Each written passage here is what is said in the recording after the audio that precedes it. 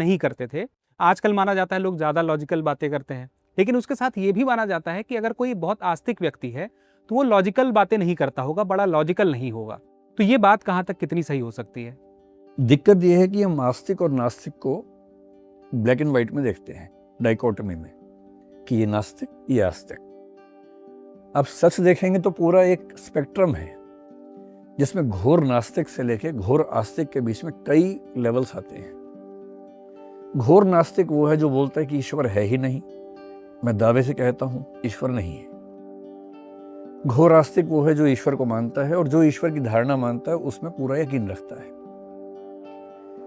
तार्किक रूप से मेरे ख्याल से ये दोनों ही व्यक्ति गलतफहमी के शिकार हैं।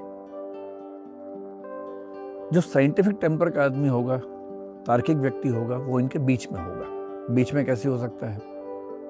जैसे मान लीजिए मैं ये मानता हूं कि भाई जो साबित होगा मैं वही मानूंगा, बाकी नहीं मानूंगा, क्योंकि ईश्वर नजर नहीं आता है। तो ईश्वर है ये साबित करने की जिम्मेदारी, ये honours of proof, burden of proof किसके ऊपर है? जो कहता है कि ईश्वर है। जो कहता है कि नहीं है उसके ऊपर तो बर्डन ऑफ प्रूफ नहीं आना चाहिए। मसलन अगर मैं आपसे कहूं कि आपकी और मेरे बीच में लाल प्रकाश की रेखा है, कि आपको दिख रही है? आप कहेंगे नहीं दिख रही है। और अगर मैं कहूं कि मुझे दिख रही है, और फिर मैं कहूं कि आप कहें कि साबित करो, मैं कहूं मैं साबित नहीं कर रहा, तुम साबित करो कि नहीं है। आप कहेंगे मैं क्यों साबित करूं, मैं तो कह ही नहीं रहा। जो कह रहा है साबित तो वो करेगा। ठीक वैसे ही अगर आपको ईश्वर में विश्वास है और किसी को नहीं है, तो साबित करने की जिम्मेदारी किसकी है? जो दावा कर रहा है। जो दावा नहीं कर रहा उसकी जिम्मेदारी नहीं है। लेकिन एक लॉजिकल इमेजिनेशन के रूप में ये मानना बहुत अजीब नहीं है कि इस पूरे संसार के पीछे कोई परम शक्ति हो सकती है, होनी चाहिए। अब 3-4 लेवल्स हो सकते हैं। जो कायदे का वैज्ञानिक और तार्किक व्यक्ति होगा वो तो ये कहेगा कि भाई मैंने खूब कोशिश कर ली, मैं ईश्वर साबित नहीं कर सकता।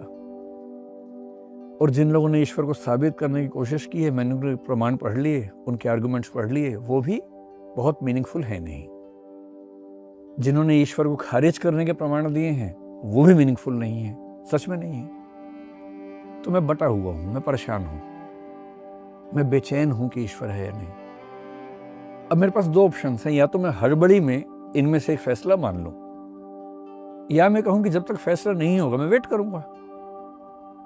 जो वेट करते हैं उनको बोलते हैं एग्नोस्टिक्स, अज्ञेयवादी। मैं उसी कैटेगरी में आता हूं कि हम वेट कर रहे हैं, जब फैसला होगा तब तक हमारा काम चल रहा है उसके बिना नहीं। पर मैं वेट करूंगा तो सवाल है कि मेरे व्यावहारिक जीवन में ईश्वर होगा या नहीं। इसके भी 2 ऑप्शंस हैं। कुछ लोग कहते हैं कि जब तक साबित नहीं होगा तब तक हम धार्मिक जीवन नहीं जिएंगे। कुछ कहते हैं ना, जब तक साबित नहीं होगा कि ईश्वर नहीं है हम मान के चलेंगे कि है, क्योंकि मानने से हमें मनोवैज्ञानिक फायदा होता है। एक बहुत प्रसिद्ध वैज्ञानिक था, आप तो साइंस की बैकग्राउंड के व्यक्ति हैं शायद, ब्लेस पास्कल, आपने नाम सुना होगा, जिसके नाम पे प्रेशर की यूनिट आप लोग पढ़ते होंगे फिजिक्स में। उसी पास्कल की बात कर रहा हूं। 17वीं सेंचुरी फ्रांस का वैज्ञानिक था। पास्कल के सामने भी एक दुविधा थी। पास्कल मैथमेटिशियन भी था, फिजिसिस्ट भी था और एक धार्मिक व्यक्ति भी था, और अंतिम हिस्से में जीवन के बहुत धार्मिक हो गया था। उसको कुछ ऐसे रहस्यात्मक अनुभव हुए कि वो धार्मिक हो गया बहुत ज्यादा। और उसने कहा, being a scientist and being a mathematician, साबित तो कुछ होता नहीं है, पर मैंने ये महसूस किया कि अगर मैं ईश्वर को मान लेता हूं तो मेरा जीवन ज्यादा आसान हो जाता है।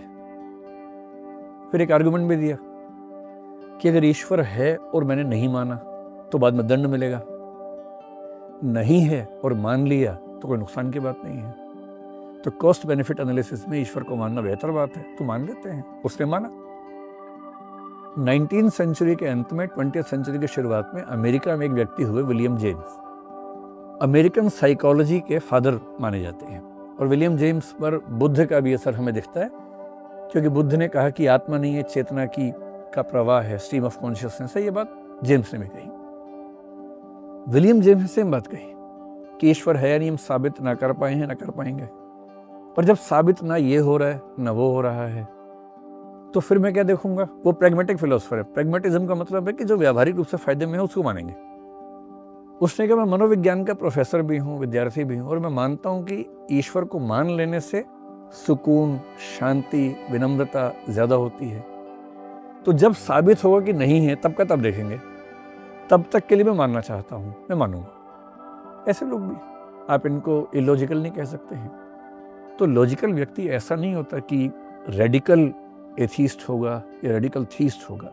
बीच की बहुत स्थितियाँ हो सकती हैं। एग्नोस्टिसिज्म मुझे लगता है कि सबसे अच्छी स्थिति है। प्रैक्टिकल और सॉफ्ट थीइज्म जो मैंने आपको बताया इन लोगों का, कि प्रैक्टिकली मानेंगे, सैद्धांतिक रूप से हम जानते हैं कि साबित नहीं हो सकता, ये मान लेंगे।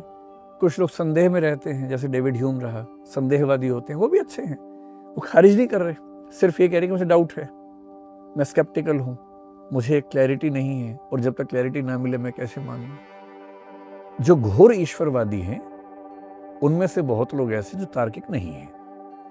जब आप ईश्वरवादी होंगे तो आप कई ऐसी धारणाएं मानेंगे। आपने अगर दर्शन पढ़ा हो तो ईश्वर की धारणाओं में एक होती है सगुण धारणा, एक निर्गुण धारणा होती है, पर्सनलिस्टिक, इम्पर्सनलिस्टिक। सगुण धारणा दिल को बहुत सुकून देती है, क्योंकि आपको ईश्वर का चेहरा दिखता है, ईश्वर शक्तिशाली है, ईश्वर दयालु है, आप परेशान होंगे तो प्रार्थना करेंगे, वो आपको हेल्प करेगा, ये सब फीलिंग्स आती हैं।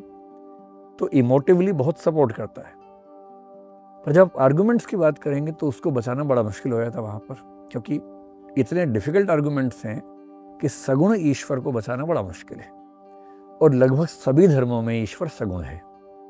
ध्यान रखना है, जैसे इस्लाम में, ईसाइयत में, यहूदियों में ईश्वर दिखता नहीं है, तब भी सगुण ही है। सगुण और साकार दो अलग अलग बातें हैं। सगुण ईश्वर साकार हो भी सकता है, सगुण निराकार भी हो सकता है। इस्लाम में अल्लाह, ईसाइयत में गॉड, यहूदी में जाहवे, सगुण निराकार ईश्वर के उदाहरण है, सगुण है वो भी।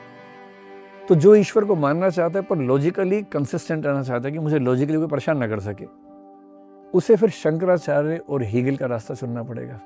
निर्गुण ईश्वर, निर्गुण ईश्वर लॉजिकली कंसिस्टेंट है, उसको खारिज करना बड़ा मुश्किल है, क्योंकि आप कुछ बता ही नहीं रहे उसके में क्या है। नीति नीति कह रहे हैं कि वो ऐसा भी नहीं है, वैसा भी नहीं है, आप कुछ बताएंगे तो फंस जाएंगे। लेकिन आप नीति नीति के माध्यम से आप उसको इंडिस्क्राइबेबल बता रहे हैं, अनिर्वचनीय है, या मतलब इनएक्सप्लिकेबल है, अव्याख्येय है, तो फिर कॉन्ट्राडिक्शंस नहीं आते। खैर, पूरी बात का, क्योंकि ये बहुत लंबे मुद्दे हैं, इस पर बहुत संक्षेप में समझाना मुश्किल है।